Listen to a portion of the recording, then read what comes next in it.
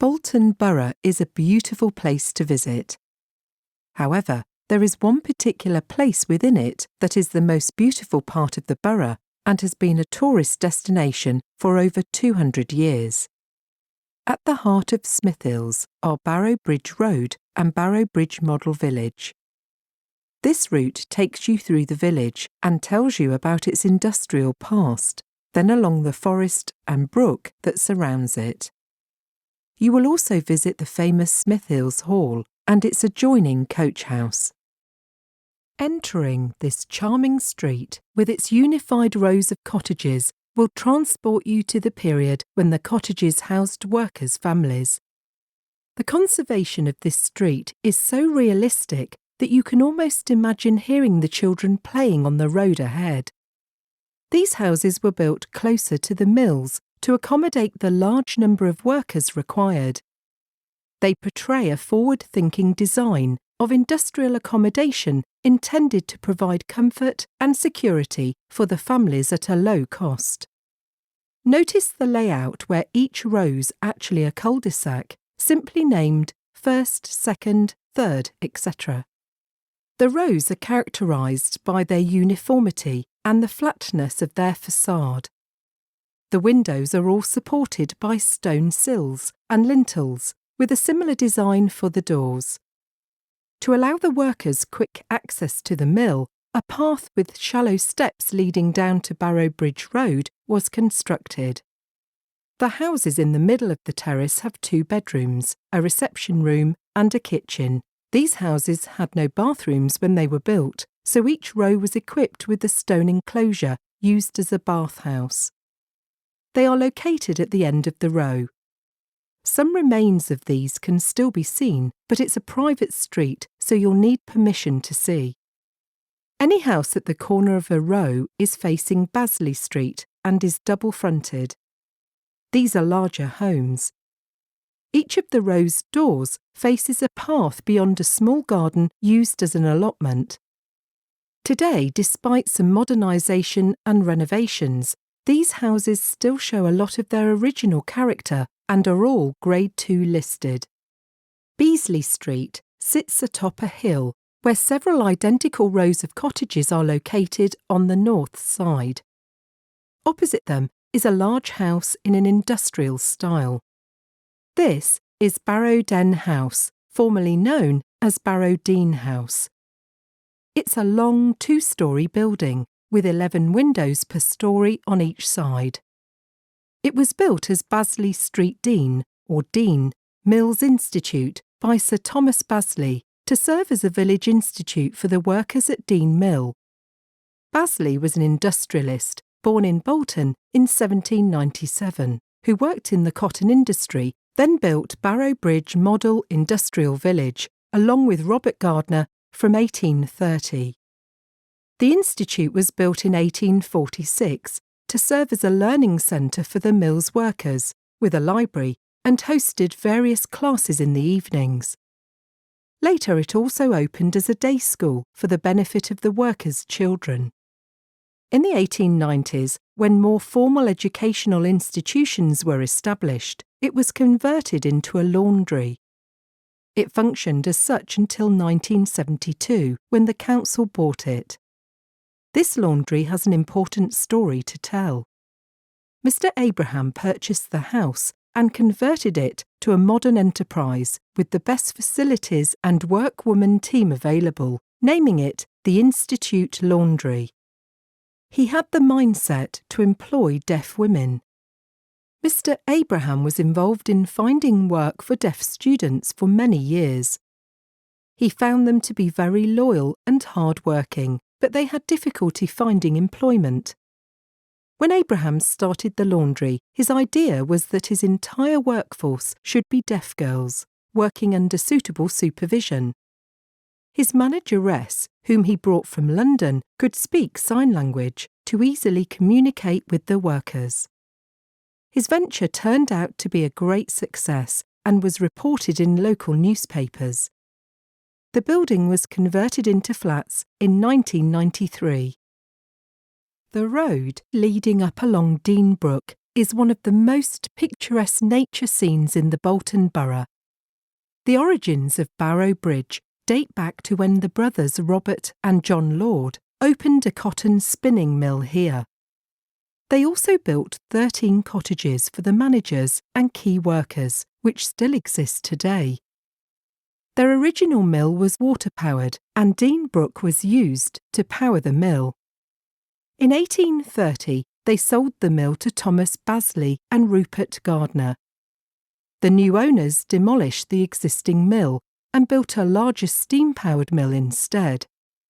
Their enlightened industrialist ideas led them to create a self-contained community for the benefit of their workers. The result is a model village, Barrow Bridge. The village is characterised by its rural atmosphere despite its industrial origins. The houses are split into 3 distinct clusters with long rural stretches in between.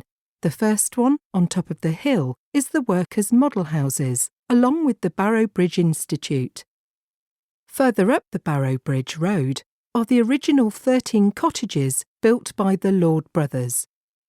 Finally, the managers' houses are located as far away as possible from the mill's chimneys at the top of the road, just before Barrow Bridge. Today, as you walk up, you will see there are also many newer developments and houses which do not relate to the original construction of the village.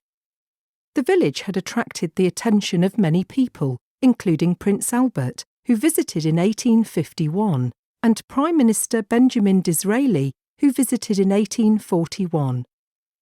Disraeli was so impressed that he based the fictional village millbank on Barrow Bridge in his book Coningsby, published in 1844. The mills were sold to William Callender in 1862, and following his death in 1876, the firm was declared bankrupt. In 1913, the mills were demolished, and the village suffered a period of neglect. Luckily, the area was noted for its natural beauty, in which many of the trees are conservation registered. The village attracted many visitors from around the borough and beyond. The villagers saw a business opportunity here and became hosts to these visitors, providing refreshments and guided tours. The water reservoir, which was created for the benefit of the mill the Lord brothers built, lies just behind the new houses in Barrow Bridge Road and has turned into a serpentine. Locals were able to rent boats for pleasure. In 1970, the village was declared a conservation area, protected by a greenbelt status. It became an area of particular landscape value. The main natural feature in the area of Barrow Bridge is Dean Brook. The brook created the valley and maintains the area's natural beauty. Walk by the low wall next to the stream along Barrow Bridge Road, and you can almost imagine you're inside a forest. Dean Brook starts a couple of miles northwest of Barrow Bridge Village on Smithills Moor, collecting the waters from several streams on its way. The brook creates a small gorge as it passes next to the village houses. It then goes past Victoria Lake, the reservoir created to provide water to the Halliwell Bleach Works. It features beautiful weirs as well as natural waterfalls, some accessible from Dean Woods. It continues to flow another mile or so until it joins Ravedon Brook, together creating Astley Brook. There are 3 bridges over Dean Brook and several private bridges built to provide access to houses on the other side of the brook from the main road. These are short single-arched bridges with rounded and pyramidal copings. The bridges were built in the early 19th century as part of the village development. As you approach the top of Longshore Ford Road, it's hard to disregard the natural beauty of Horrocks Wood and the view of Bolton and Manchester. However, I'd like to draw your attention to a small building beside the main road, with a sign indicating the year 1885, located opposite the exit from Longshore Ford Road. This is the former Collier Rose School, a primary school in Smithills Ward, where children from Barrow Bridge and the surrounding area came to learn. Try to imagine, following your experience in walking up this road, how difficult it must have been for the children to arrive here every morning, no matter what the weather. It's a single-storey, square-stoned building, which was initially built in 1841. The school building was extended in 1885 and 1898 and had a roof made of Welsh slate. In the 1800s, pupils would walk from their cottages and farmhouses to a small primary school in Halliwell. The school registers from Collier Rose School show more of its history from the late 19th century. They show the Ainsworth, a wealthy local family, were supporters of the school. The family continued their patronage in the 20th century through Colonel Richard Henry Ainsworth. The school day was often disrupted. Frequent illnesses of the pupils and teachers and the chimney malfunctioning, filling the school with smoke in 1899 and 1900, would also cause disruption. School records show punishments were used into the early 20th century. For example, in 1908, a 6-year-old boy was given a strike on the hand for hitting a girl. 2 boys were given 2 strikes on the hand for swearing, and 2 boys were given 2 strikes on the hand for cruelty to a frog. The school had a First World War memorial unveiled in 1921, but later put into storage. It unfortunately is now missing. It was an alabaster tablet that read, "For God right and liberty."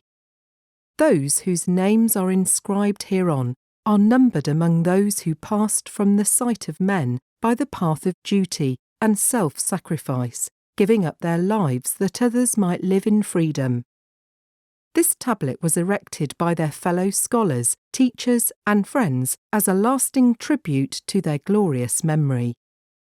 James Barker, Arthur Buckley, James Blinkhorn, Ernest Blinkhorn, William Farrell, Ernest Farrell, Felix Holmes, Norman Alec Jackson, Richard Kitchin, George Mason, William Sherlock, John Thompson, Raymond Wilson.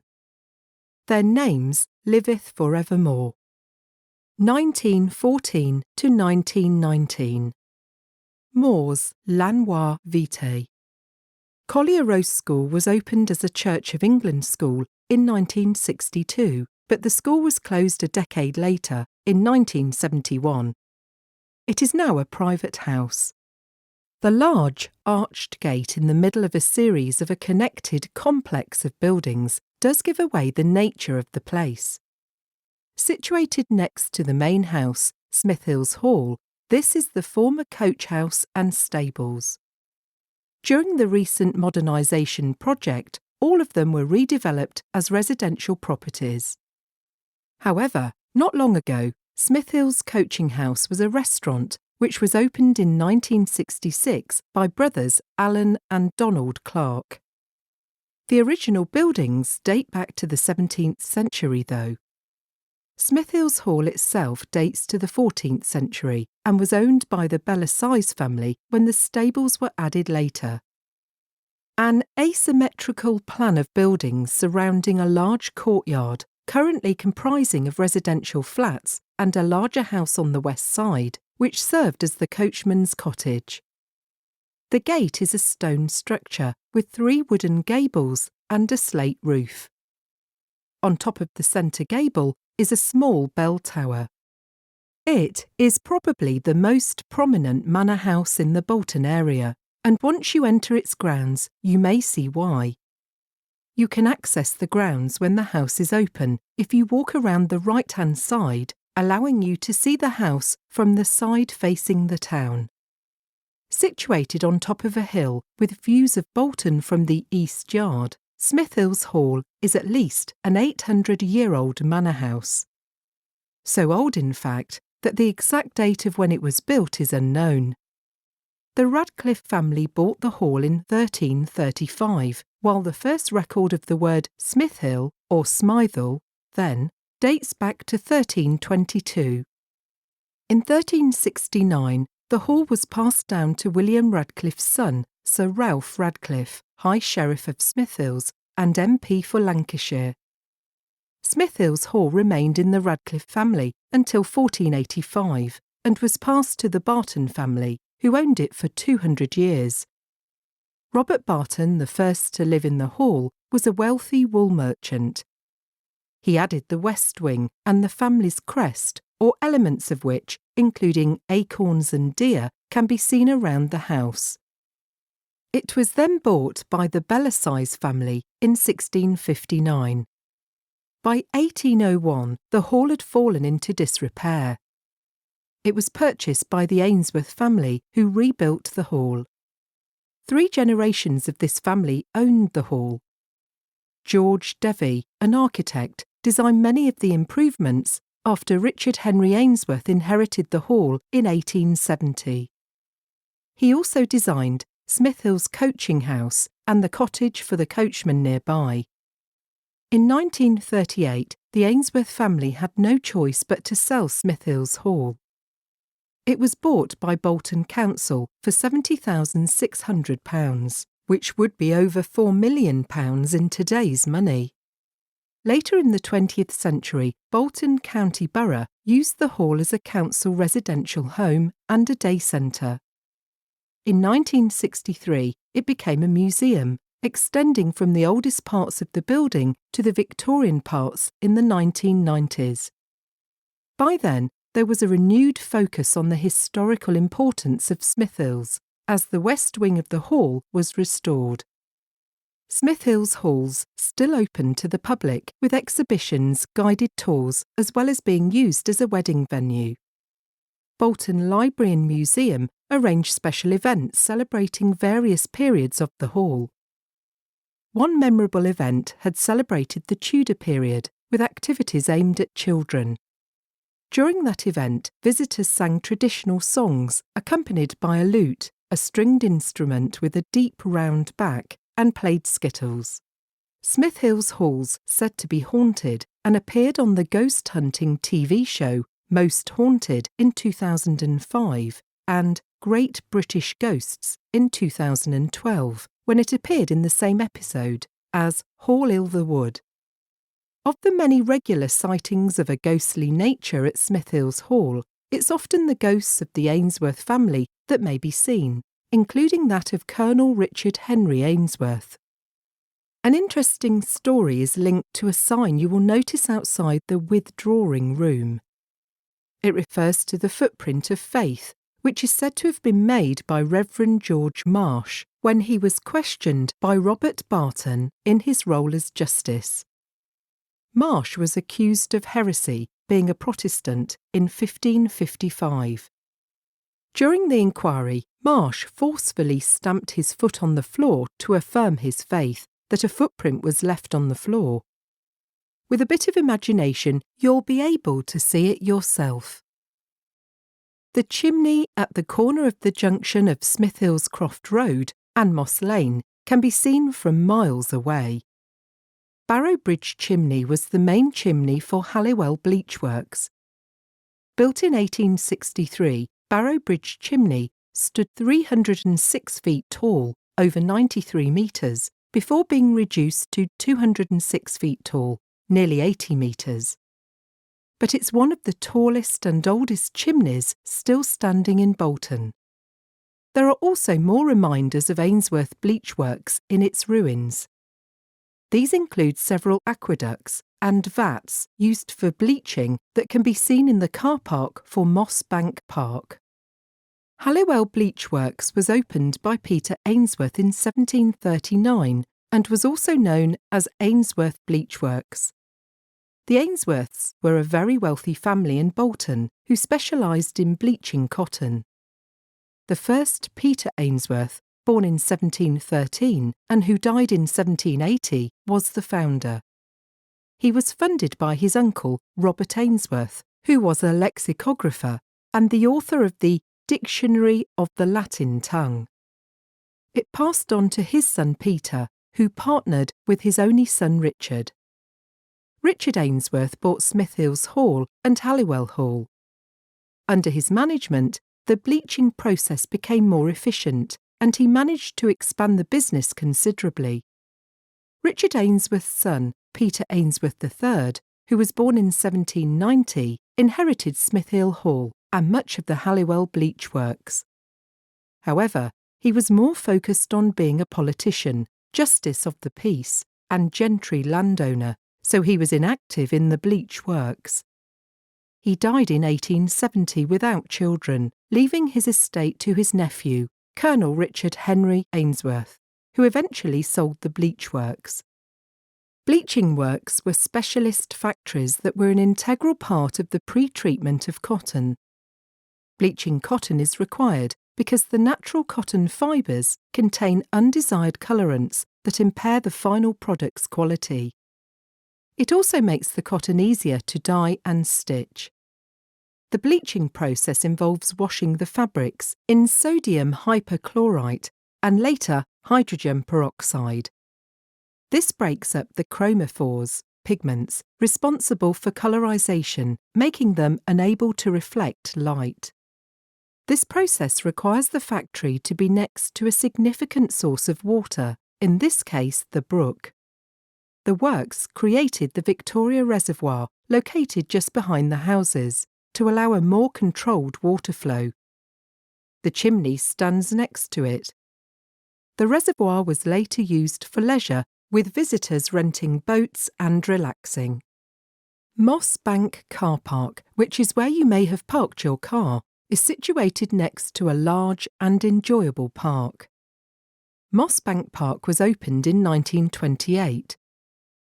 It's 34.25 hectares and was awarded the Green Flag Standard in 2008 and 2009, an award given to public parks that maintain standards of good management and best practice. Moss Bank Park is named after the Moss land, bought by the wealthy Ainsworth family, who built Halliwell Bleach Works and Moss Bank House here. Originally, the park was part of Moss Bank House that was also owned by the Ainsworth family. Peter Ainsworth built Moss Bank House in 1796. The house was 4 stories tall with a library and 100 windows. Moss Bank House was demolished in 1951 after falling into disrepair. The history of Moss Bank Park is still visible, with a walled garden, an aviary with a historical tower which originally was used as an observatory, and some remnants of the bleach works. John Horrocks' Ainsworth Observatory was built in the 19th century that's now also known as Aviary Tower. Today there's also a playground, football pitch, bowling green, cricket pitch and tennis courts. A special area in the park designed for small children is called the Hive. It comprises a series of gardens, each with its unique habitat of wildlife. The park is ideal for children and families, with gardens, a rock garden, a picnic area and a miniature railway. The cafe is run by the Wildlife Trust. The railway, which can be ridden by children, has been an attraction at Moss Bank Park since 1987.